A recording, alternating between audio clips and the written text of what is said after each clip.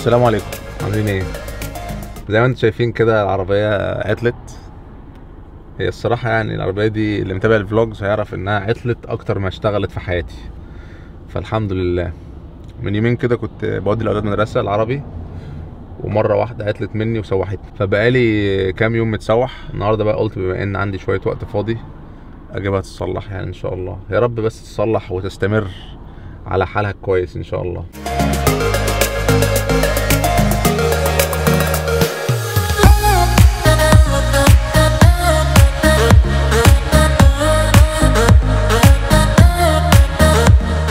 الحمد لله على السلامة يا تعباني، مطلع عيني. لما تبقى مكسل بقى والدنيا قافلة في وشك تروح ستاربكس درايف ثرو. طيب انا سبت لهم العربية، قالوا لي هنكشف عليها ونشوف ايه المشكلة ونكلمك نقول لك نكمل شغل ولا لا. فانا هروح بقى استنى لحد ما يخلصوا. المشروب كله تحس انه ايس، بشرب في تلج. اهتموا بالكواليتي شوية ستاربكس. طيب في ناس كتير جدا بتسأل انت ليه بتدرس في سن كبير او ليه بتدرس دلوقتي في الجامعة؟ طيب للي ما يعرفش، انا حياتي ابتدت ملخبطة شوية. طبيعي ان الواحد بيخلص مدرسة وبعد كده بيخش الجامعة وبعد كده بيشوف شغل ويشتغل كام سنة وبعد كده بيفكر ان هو يتجوز ويجيب عيال. لكن انا ابتديت المشوار بالعكس شوية. ما خلصش الجامعة في مصر، اتجوزت وخلفت واشتغلت وكل الكلام ده كله، وبعد كده دلوقتي بفكر ان انا اخلص دراستي. يعني الموضوع ليه ايجابياته وليه سلبياته. ايجابياته ان انت لما بتيجي تدرس اوريدي حاجة عندك اكسبيرينس فيها او انت عندك اكسبيرينس في المجال ده، بتحس ان انت اوريدي عندك البراكتيكال وناقصك الجزء الاكاديمي، فدول بيكملوا بعض. في نفس الوقت الموضوع بيسهل عليك الدراسة الى حد ما. سلبياته ان انت بتتخلى عن حاجات في حياتك ممكن تكون مهمة، زي مثلا المنصب، عشان تقدر ان انت تكرس حياتك للدراسة. وساعتها انت المفروض تحسبها، هل الثلاث سنين بتوع الجامعة دول او الاربع سنين بتوع الجامعة دول هيفرقوا معايا ولا اكمل في الوظيفة اللي انا فيها والكلام ده كله. انا بالنسبة لي لما حسبتها لقيت ان الموضوع لا، يعني لو دخلت الجامعة وخدت شهادة والكلام ده كله ودخلت مجال الاتش ار من المكان ده هيفرق معايا كتير. لكن هل ده معناه ان الواحد ما ينفعش يخش مجال الاتش ار من غير شهادة جامعية؟ لا طبعا ينفع يخش. كمثال صاحبي حسن اللي شغال في امازون، هو هنا ما خدش اي شهادات لها علاقه بالاتش ار، بس هو دلوقتي شغال في الاتش ار. لكن انا بالنسبه لي حابب قوي اتعلم الاتش ار من جواه ومن براه، بحيث ان انا يبقى عندي خلفيه كبيره عن الموضوع، عشان ان شاء الله بعد كده لما اخلص واشتغل في المجال الموضوع ما ياخدش وقت معايا في التطور الوظيفي ان شاء الله. يعني باذن الله ده اللي انا بتمناه. الساعه 1 ولسه ما اتصلوش بيا يقولوا لي ايه المشكله. والمشكله ان انا عندي اصلا النهارده كذا مشوار وكلهم هيتوقفوا ان شاء الله على تصليح العربية. يوسف بيفلوج. What are you doing? ها؟ انت بتعمل ايه؟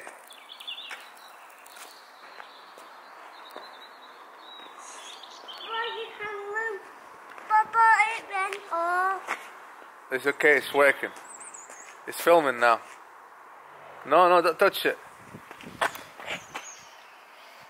Look.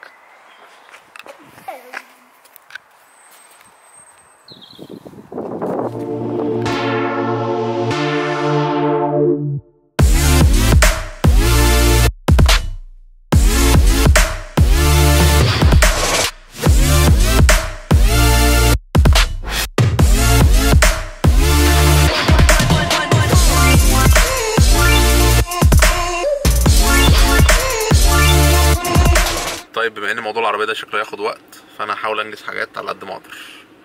اخطف تمرينه في السريع، الساعه دلوقتي 2:30 وحنين بتخلص مدرسه الساعه 3:30. فتمرينه في السريع عند ابو سريع. المفروض ان انا عليا تمرينه باي وتراي، بس في الحالات اللي زي دي عشان مفيش وقت فبنلعب حاجه اسمها سوبر سيت، اللي هو تمرينه باي في تمرينه تراي ورا بعض، مفيش وقت للراحه. النهارده بقى الاكل ايه؟ حاجه كده اخر حلاوه. رز، فراخ، ده جاك بوتيتو بس مراتي عاملاه بطريقه تانية. وات دي بو ان طلعت البطاطس من قشرها وخلطتها مع حاجات كده مش عارف ايه هي، من ضمنها يعني جبنه فيلادلفيا ورجعته تاني في البتاع، بس طعمه حلاوة. Is it nice? Okay, so I'll just leave the car with you, yeah? Yeah, just leave it with us, that's fine. I'll give you a ring when the part gets here, in probably about a week, and then I'll ring you once it's all done. Okay, thank you. No problem, I'll speak to you in a few days. Thank you. Alright, thank you. Bye. Bye. العربية طلعت محتاجة مضخة وقود، او بمعنى تاني اسمها الترومبة، محتاجة ترومبة جديدة، فمبلغ وقدره. طبعا مفيش قدامي حل غير ان انا اصلحها، والترومبة اللي هيجيبوها مش موجودة في انجلترا، هيجيبوها من ايطاليا، فالموضوع كله هياخد حوالي 7 ايام. موضوع العربية ده مضايقني حبتين، واللي مضايقني اكتر ان انا اصلا مش فاهم ايه اللي وصل الموضوع للترومبة، والموضوع كبر كده ازاي مش عارف. في الامور اللي زي دي مفيش غير واحد بس هو اللي بنلجأ له، اللي فاهم في العربيات. بص يا معلم، مش كل العربيات ممكن نوع البنزين المستخدم يأثر في تربة البنزين بالشكل اللي حصل عندك ده، لكن في عربيات فعلا حساسه جدا للموضوع ده. اي بنزين مش حلو يروح مطير الترومبه على طول. البنزين ممكن ليه طاير الترومبه؟ عشان لو هو متخلط مواد مطيره برضه بس ارخص شويه من البنزين كده، يعني المهم ان هو بيتغش يعني، وسبب الغش واختلاط المواد اللي فيه ده بطير الترومبه. او ممكن يكون اصلا هي الترومبه بشكل عام كانت بتتلكك يعني، والحوار ده ايه لخلخها اكتر، وفضلت الزمن ده كله على ما المكنه بتاعتها باظت خالص. شكرا ليك يا احمد. ده يا جماعه احمد نوح، اللي بيحب العربيات وبيفهم في العربيات يعني ممكن يتابعوا، اللينك بتاعه هيظهر فوق. ودلوقتي هو ادانا شرح مبسط للموضوع والحمد لله. المهم انا كمان ساعتين راح اقابل حد اسمه عصام لسه متعرف عليه جديد عن طريق مصطفى هو اللي عرفني عليه، فاخش اغير ونروح. السلام عليكم. وعليكم السلام. ايش الاخبار؟ ايه الاخبار؟ انت فين كده؟ انا في البيت. في البيت؟ أنا خطوتين بالظبط من طيب الجريفون ده. طيب عارف مكانه ولا تحب تعدي عليا ونروح مع بعض؟ انا وصلت بس بقى ايه، انا طبعا قلت وصلت بدري، فقلت يمكن اخطف حاجه في السريع كده كلها. انت جعان اجيب لك اكل معايا؟ لا انا شايف انا لسه متغدى. انت انا رحت بدري واتغديت في البيت بقى، انت ظابط الكلام. طيب خلاص انا كده ودين تليفون هنزل لك. اوكي زي الفل حبيبي. يلا مع سلام. احنا المفروض ان احنا حاجزين سكواش، نلعب سكواش، و حد يقول لي بتعرف تلعب سكواش؟ اقول له يعني لعبت مرتين في حياتي، بس عصام يعني ما شاء الله عليه شكله لعيب كبير فهيدلعني. الملعب هنا جنب المحل بتاع الشاورما، فافكر كده اضرب واحد شاورما قبل ما نروح نلعب. طيب واحنا قاعدين مستنيين الشاورما، عايز اول حاجه سريعه كده، في سؤال رخم قوي بيتسال على طول يعني في الكومنتس، وبما ان العربيه عايزه ترومبه والعمليه منحسه فخلينا ايه نذكر الحته دي. ناس كتير بتقعد تسال انت بتصرف منين، بتجيب فلوس منين والكلام ده كله. طيب مبدئيا لو انت متابع الفلوجز من زمان هتعرف ان انا بعمل فريلانسنج، واتكلمت قبل كده على الفريلانسنج في فلوج، وبعد كده في فلوج تاني وريتكم ازاي انا بعمل الكلام ده، فممكن تبقى تتفرج عليه هيظهر فوق. الفريلانسنج درجات حسب الشغلانه اللي انت بتشتغلها فبيجي لك عائد عليها. في موقع زي موقع ابل وموقع يوزر تيستنج اللي هو انا اتكلمت عليهم قبل كده. موقع ابل ده انت لو عملت ساين اب عليه واشتغلت عليه شغلانه او اتنين وخلاص بقيت معروف عندهم، بعد كده بيدوك اساينمنتس كتير وبيديك بروجكتس كتير تشتغل عليها، واغلبيه البروجكتس يعني انا من وجهه نظري كلها حاجات تافهه جدا وحاجات سهله جدا، من الاخر كده فلوس سهله. موضوع اليوزر تيستنج ما شاء الله في كذا حد في مصر والدول العربيه بعد ما عملت الفلوج بداوا يعملوا الموضوع ده وبداوا يجيبوا فلوس منه، وبداوا كلهم يبعتوا لي ويوروني سكرين شوتس المبالغ اللي عملوها والكلام ده كله، فما شاء الله عليهم. بس للاسف مؤخرا اليوزر تيستنج بقى فيه مشاكل في الوطن العربي او في دول معينه مش عارف ايه هي بالظبط، بس هنا في انجلترا وفي اوروبا شغال 100 100 الحمد لله. الفريلانسنج مش هو طبعا المصدر الوحيد، في الحمد لله مصادر تانية، من ضمنها مثلا مصدر ذكرته قبل كده في الفلوج بتاع التعليم، بخش اتفرج عليه هيظهر فوق. بس كده ده يعني بريفيو سريع عن الكلام ده، ويا ريت الناس دي تخف علينا شويه عشان النهارده ترومبا، بكره الله اعلم ايه بالظبط، وبعد كده بقى ممكن نبيع الكاميرا، خف علينا شويه. طيب الشاورما جت، فاحنا نضرب الشاورما في السريع عشان نلحق ايه نروح نأدي بقى في الملعب. حبيبي اخبارك ايه؟ ايه الاخبار؟ تمام تمام زي مية مية. الفل. كيف احوالك؟ والله الحمد لله تمام. عصام يا شباب. يا مرحبا الراجل ده لسه متعرف عليه قريب يعني، راجل شكله محترم يا اهو، باشا، ربنا يخليك انت. وجاي النهارده يغلبنا في السكواش. لا هقطعك ما تقلقش. صح؟ انا قلت لك ان انا لقيت سكواش مرتين في حياتي. ما يعني على قد لا ما تقلقش، على انا قد بنزل خالص يعني. بنزل طب يلا بينا. يلا بينا.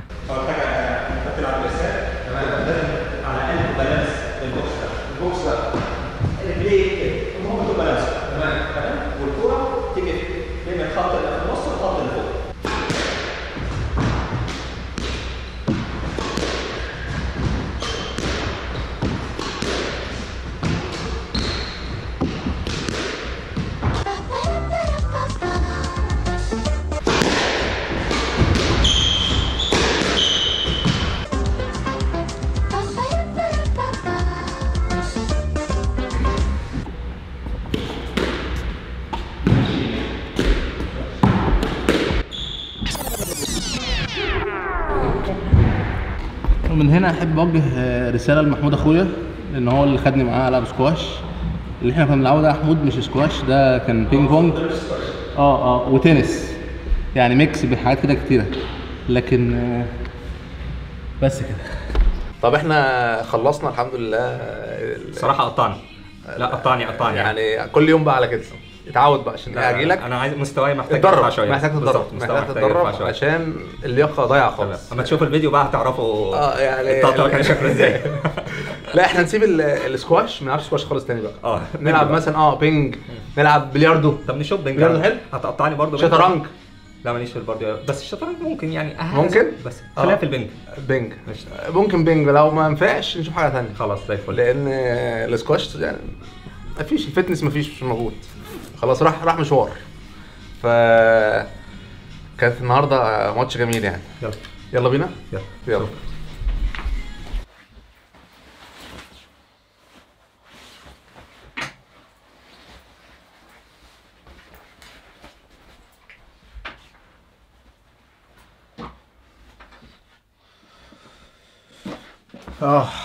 الحمد لله، هوم سويت هوم. سريعا كده قبل ما اخش اخد دش، كان في شركه من السويد بتعمل هيدفونز، تمام؟ الشركه دي اسمها سوديو. المهم تواصلوا معايا قالوا لي احنا بنعمل هيدفونز قويه ومش عارف ايه والكلام ده كله، ومحتاجين ان انت تعمل برودكت ريفيو للسماعات بتاعتنا. السماعات دي ب$100، وممكن تشتري معاها سكين عشان تغير الكفر بتاع السماعه، الواحد ب$22.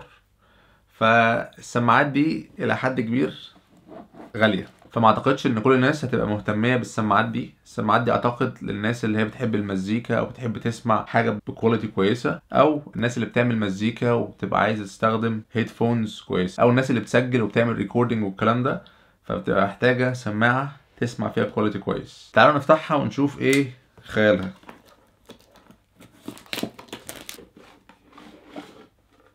هم الصراحه يعني صارفين، لا حاجة ألاجة، يعني تحس ان انت لابس حاجة كده ايه 100. طيب البوكس فيه السماعات، وفيه الاونرز مانوال، وفيه التشارجنج كيبل. طيب السماعة دي ممكن توصلها بلوتوث او ممكن توصلها كيبل. لا حاجة محترمة ما شاء الله يعني. بس زي ما قلت السماعة دي لحد مهتم جدا بالساوند، حد بيسجل مزيكا، حد بيسجل انسترومنت، يعني حاجه ليها علاقه بالساوند قوي. لكن يعني انا مثلا شخصيا واحد من الناس ما بستخدمش سماعات كتير. الوقت الوحيد اللي بستخدم فيه سماعات بحب بقى اسمع كويس هو لما بخلص الفلوج واحب اسمع الصوت كله، او لما مثلا بختار مزيكا للفلوج فلازم بقعد اسمع شويه حلوين. غير كده ما بستخدمش السماعات كتير قوي. ودول زي ما قلت الكفرز اللي انت ممكن تغيرهم هنا، بدل الابيض ده تحط الماربل ده او تحط الكفر التاني. انا شخصيا غالبا مش هغيرهم، بس السماعه دي احتمال كبير تبقى من ضمن الفري جيف اواي ان شاء الله باذن الله. لما اعمل فري جيف اواي هتبقى السماعه دي من ضمنهم. يعني اللي عايز يشتري السماعه دي هسيب اللينك في الديسكريبشن، وفي ديسكاونت كود اللي هو كريم 15 هيديك 15%. اخيرا قبل ما اقفل الفلوج عايز اقول حاجه كده بسيطه. الحمد لله مؤخرا في شركات كتيره بدات تبعت لي وتقول لي عايزينك تعمل ريفيو للحاجه دي، عايزينك تطلع الحاجه دي عندك في الفيديو، الكلام ده كله. ومؤخرا بقيت انقي بحذر. بمعنى ايه؟ بمعنى ان مثلا في شركه ملابس معروفه شويه في الميدل ايست، الشركه دي بعتت لي وقالوا لي ان احنا عايزينك تطلع الهدوم بتاعتنا في الفيديو بتاعتك. قلت لهم ماشي. المهم قالوا لي اختار الهدوم اللي انت عايزها، فاخترتها والهدوم جات لي. وبعد ما جات لي لقيت ان الكواليتي بصراحه يعني ضايع. بعت لهم ايميل قلت لهم انا الكواليتي بتاع الحاجه دي مش هينفع اطلعه عندي في الفيديو، لان انا مش عايز اخدع الناس، مش عايز اقول للناس الكواليتي بتاعت الحاجه دي حلوه او الملابس دي حلوه روح اشتروها، وفي الاخر تيجي انت تشتري الحاجه دي تلاقي كواليتي زي الزفت. فحرام عليا وحرام على كل واحد بيصنع محتوى بيجيله عروض من شركات وبيعرضها وخلاص. قبل ما تعرض حاجه من اي شركه اعمل ريسيرش على الشركه وخش على الموقع بتاعها وشوف الريفيوز وشوف الكلام ده كله قبل ما تقبل ان انت تعرض حاجه للناس، لان في الاول والاخر ثقه الناس فيك بعد ما يشتروا المنتج ده ولقوا ان هو مش تمام هتقل. بس كده النهارده، يا رب يكون الفلوج عجبكم، وان شاء الله قريب انتظروا في فيديو للمنح للناس اللي كانت بتسأل عن المنح وعايز تعرف عن الدراسة في انجلترا وازاي تقدم على منح من بره انجلترا. ان شاء الله مصطفى قال ان هو حابب ان هو يتكلم في الموضوع ده لان هو عنده خبرة في المجال ده، فهنعمل ان شاء الله فيديو بسيط كده نشرح لكم فيه الدنيا كلها. لو انت مش عامل سبسكرايب اعمل سبسكرايب، لان في حوالي 50% من اللي بيتفرجوا على الفيديوهات مش عاملين سبسكرايب. فلو 50% دول عملوا سبسكرايب ممكن يعني ان شاء الله نوصل 100,000 قريب. السلام عليكم.